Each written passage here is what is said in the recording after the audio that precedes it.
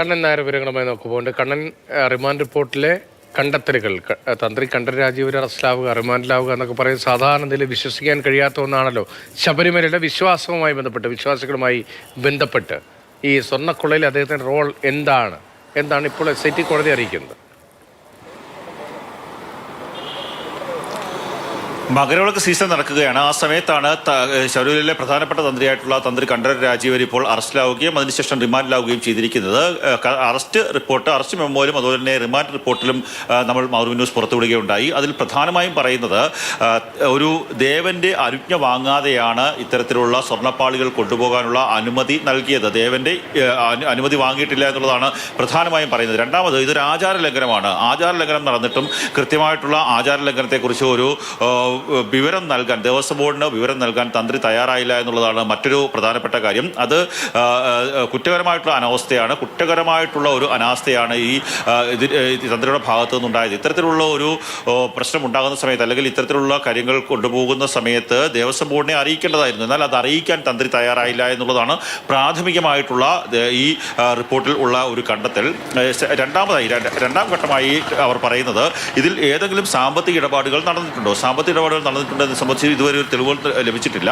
സാമ്പത്തിക ഇടപാട് സംബന്ധിച്ച് ഉണ്ണികൃഷ്ണൻ പോറ്റിൽ നിന്ന് ഏതെങ്കിലും സാമ്പത്തികമായിട്ടുള്ള ലാഭങ്ങൾ ഈ തന്ത്രിക്ക് ഉണ്ടായിട്ടുണ്ടോ എന്നത് അന്വേഷിക്കേണ്ടതുണ്ട്. അതായത് തന്ത്രിയുടെ അക്കൗണ്ട് മറ്റു വിവരങ്ങളൊക്കെ തന്നെ വരുന്ന ആളുകൾ മാത്രമായിരിക്കും അന്വേഷിക്കുക. മാസമായി നടക്കുന്ന അന്വേഷണമാണ് തന്ത്രിയിൽ നിന്ന് സാമ്പത്തിക ഇടപാട് ഉണ്ടായിരുന്നു തന്ത്രിക്ക് എന്ന നിലയിൽ ഏതെങ്കിലും തരത്തിൽ ഇപ്പോൾ തന്ത്രി ഉണ്ണികൃഷ്ണൻ പോറ്റി തമ്മിലുള്ള സാമ്പത്തിക ഇടപാടിനെ കുറിച്ചാണല്ലോ ചർച്ച ചെയ്യപ്പെടുന്നത്. അങ്ങനെ എന്തെങ്കിലും വിവരങ്ങൾ ഉണ്ടായിരുന്നോ? അക്കാര്യത്തിലൊക്കെ ഒരു സംശയ ദൂരീകരണം വേണമല്ലോ തന്ത്രി പോലുള്ള ഒരു പ്രധാനപ്പെട്ടയാളെ അറസ്റ്റ് ചെയ്യുമ്പോൾ.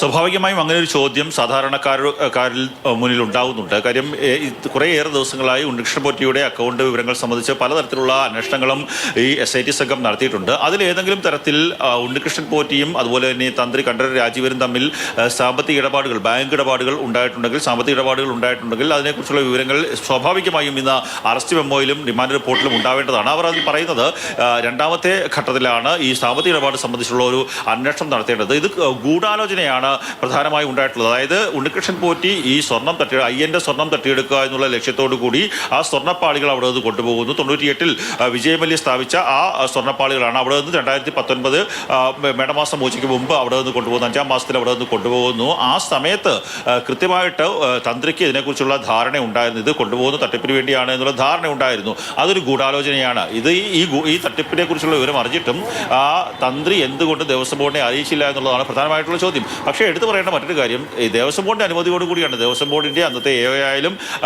എക്സിക്യൂട്ടീവ് ഓഫീസറായാലും ദേവസ്വം ബോർഡായാലും ദേവസ്വം ബോർഡ് പ്രസിഡന്റ് അടക്കമുള്ള ആൾക്കാർ അറിഞ്ഞ ശേഷമാണ് ഈ കട്ടളപ്പാളിയായാലും ദ്വാരപാല ശില്പമായാലും ഒക്കെ തന്നെ കൊണ്ടുപോകുന്നത്. ആ കൊണ്ടുപോകുന്ന സമയത്ത് വീണ്ടും എന്തുകൊണ്ട് തന്ത്രി അറിയിക്കണം എന്നുള്ള ചോദ്യമാണ് ഇപ്പോൾ പ്രതിഭാഗം ഉന്നയിക്കുന്നത്. എന്തിനായാലും ഈ വിഷയത്തിൽ വരും ദിവസങ്ങളിൽ ആണ് കൂടുതൽ വാദം നടക്കുക. ഇന്ന് വിശദമായിട്ടുള്ളൊരു വാദം നടന്നില്ല ഈ കോടതിയിൽ. സംശയം ഒന്ന് ക്ലിയർ ചെയ്ത് പോകാം നമുക്ക്. ഇപ്പോൾ ഇത്രയും വിവരങ്ങളുണ്ട്. ഈ തന്ത്രി എന്തുകൊണ്ട് അറസ്റ്റ് ചെയ്തു എന്ന കാര്യത്തിൽ ഇപ്പോൾ സാമ്പത്തിക ഇടപാടുമായി ബന്ധപ്പെട്ട കാര്യങ്ങൾ പിന്നീട് അന്വേഷിക്കുന്നു എന്ന് പറയുന്നു. തന്ത്രിക്ക് മേലുള്ള ചാർജ് എന്താണ് യഥാർത്ഥത്തിൽ? എന്താണ് ചാർജ്? കുറ്റകരമായിട്ടുള്ള ഗൂഢാലോചന എന്നുള്ളതാണ് പ്രധാനമായിട്ടുള്ള ചാർജ്. അതായത് ഈ സ്വർണ്ണപ്പാളികൾ കൊണ്ടുപോകുന്നത് തട്ടിപ്പിനാണ് എന്ന് തന്ത്രിക്കറിയാമായിരുന്നു. തന്ത്രി ആ കാര്യം കൃത്യമായിട്ട് ദേവസ്വം ബോർഡിനെ അറിയിച്ചില്ല. അത് തന്നെയാണ് ഒരു ഗൂഢാലോചന എന്നുള്ള കാര്യത്തിലേക്ക് ആ ഒരു സ്റ്റാൻഡിലേക്ക് ഇപ്പോൾ SIT എത്തിയിരിക്കുന്നത്. അത് ആ കസ്റ്റഡി അറസ്റ്റ് മെമ്മോ ആയാലും റിമാൻഡ് റിപ്പോർട്ടായാലും ഈ കാര്യങ്ങൾ രണ്ടും വായിക്കുമ്പോൾ നമുക്ക് മനസ്സിലാക്കുവാൻ സാധിക്കുന്നത് ഒരു ഗൂഢാലോചനയ്ക്ക് പങ്കാളിയായി തന്ത്രി നിന്നു എന്നുള്ളതാണ് പ്രാഥമികമായിട്ടുള്ള ഇപ്പോൾ SITയുടെ കണ്ടെത്തൽ. അങ്ങനെയുള്ള ഒരു കണ്ടെത്തലിൻ്റെ അടിസ്ഥാനത്തിലാണ് തന്ത്രിയെ അറസ്റ്റ് ചെയ്തതെന്നുള്ളതാണ് ഇപ്പോൾ SITയുടെ ആ 2 റിപ്പോർട്ടുകൾ വായിക്കുമ്പോൾ നമുക്ക് മനസ്സിലാക്കുവാൻ സാധിക്കുന്നത്. ഇന്ന് അവരുടെ പ്രോസിക്യൂട്ടർ ആ വാദിച്ച കാര്യങ്ങൾ കൂടി പരിശോധിക്കുമ്പോൾ അത് തന്നെയാണ് നമുക്ക് മനസ്സിലാക്കുവാൻ സാധിക്കുന്നത്. പക്ഷേ സ്വർണ്ണക്കൊള്ളയിൽ എന്തെങ്കിലും പങ്ക് കിട്ടിയോ തന്ത്രിക്ക് എന്ന കാര്യത്തിൽ ഇപ്പോഴും SIT മൗനമാണ്. അങ്ങനെയാണോ മനസ്സിലാക്കേണ്ടത്? സ്വർണ്ണക്കൊള്ളയിൽ തന്ത്രിക്ക് പങ്ക് കിട്ടിയോ? തീർച്ചയായിട്ടും അങ്ങനെ തന്നെയാണ്. സാമ്പത്തികമായിട്ടുള്ള ലാഭം ഉണ്ടായോ എന്നുള്ള സംബന്ധിച്ചൊരു വ്യക്തത ഇതുവരെ വന്നിട്ടില്ല. സാമ്പത്തിക ലാഭത്തെ സംബന്ധിച്ചൊരു വ്യക്തത ഇനിയും വരേണ്ടതുണ്ട്. ആ വ്യക്തത വരുത്തുന്നതിന് വേണ്ടി അന്വേഷണം നടത്തുന്നതിന് വേണ്ടിയാണ് ഇപ്പോൾ തന്ത്രിയെ അറസ്റ്റ് ചെയ്തതെന്നുള്ളതാണ് ഇപ്പോൾ പ്രധാനമായും പറയുന്നത്. അക്കാര്യത്തിൽ അന്വേഷണം പുരോഗമിക്കുകയാണ്. എന്തായാലും ഇപ്പോൾ കോടതി നടപടികൾ കഴിഞ്ഞതിന് ശേഷം കണ്ഠരര് രാജീവരെ തിരുവനന്തപുരത്തേക്ക് എത്തിക്കുന്നു. ജിബിൻ JB കൂടി നമുക്കുണ്ട്. ജിബിൻ, ഇപ്പോൾ വീണ്ടും വൈദ്യപരിശോധനയ്ക്കായിട്ടാണോ അദ്ദേഹത്തിനെ കൊണ്ടുവരിക? എങ്ങനെയാണ് ഇനിയുള്ള തുടർ നിയമ നടപടിക്രമങ്ങൾ? ഇപ്പോൾ സാമ്പത്തികമായി ഏതെങ്കിലും തരം ലാഭമുണ്ടാക്കിയോ, ഈ തട്ടിപ്പിൽ തന്ത്രിക്ക് പങ്കുണ്ടോ എന്ന കാര്യത്തിലൊക്കെ കുറേ കൂടി വ്യക്തത വരണം. പക്ഷേ ആ നിലയിൽ തന്നെയാണ് SIT അക്കാര്യങ്ങൾ കോടതി ബോധിപ്പിച്ചിട്ടുണ്ട്. തന്ത്രിക്കെതിരായ മൊഴിയുമൊക്കെ നിലവിലുണ്ട്. ആ മൊഴിയുടെയൊക്കെ അടിസ്ഥാനത്തിലാണ് ഇപ്പോൾ അറസ്റ്റ് ഉണ്ടായത്. കോടതിയുടെ റിമാൻഡ് അടക്കമുള്ള നടപടിയുണ്ടായി. ഇനിയുള്ള തുടർ നടപടികൾ എങ്ങനെയാണ്?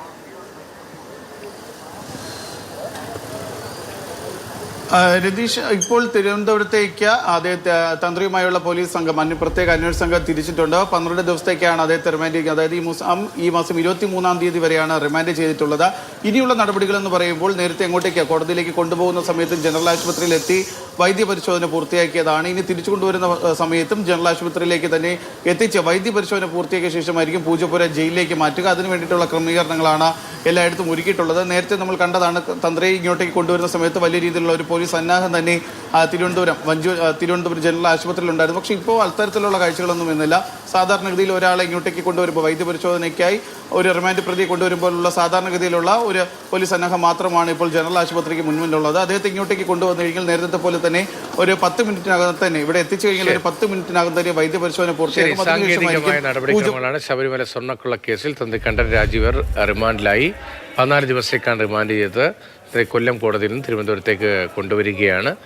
സബ് ജയിലായിരിക്കുമെന്ന് തന്ത്രിയുള്ളത്. അതേസമയം അതിന് മുന്നോടിയായുള്ള സാങ്കേതികമായ വൈദ്യപരിശോധന ഉൾപ്പെടെയുള്ള കാര്യങ്ങളിലേക്ക് പോകുന്നുമുണ്ട്. അതിനിടയിലാണ് റിമാൻഡ് റിപ്പോർട്ടിൻ്റെ ഉൾപ്പെടെയുള്ള വിവരങ്ങൾ പുറത്തുനിന്ന് കണ്ണൻ നായരും ജിബിൻ JBയുമാണ് വിവരങ്ങൾ നൽകിയത്.